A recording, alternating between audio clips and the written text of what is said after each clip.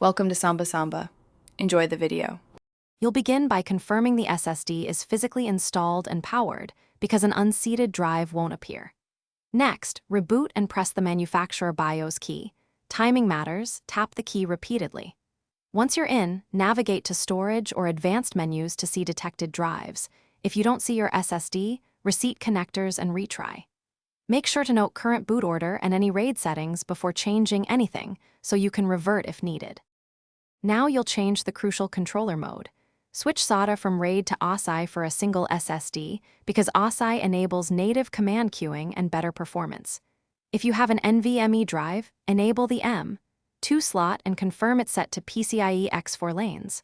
Once done, disable legacy CSM when you plan to boot in UEFI with a GPT drive.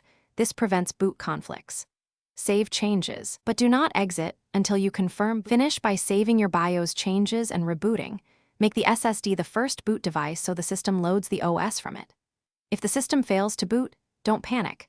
Re-enter BIOS and revert the controller mode or CSM to the previous state, then boot again to troubleshoot.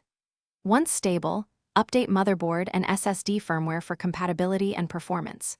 If the drive still isn't detected, power down and reseat the SSD and cables, because loose connections are a common culprit.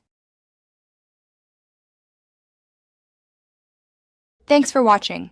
Consider subscribing if we helped you.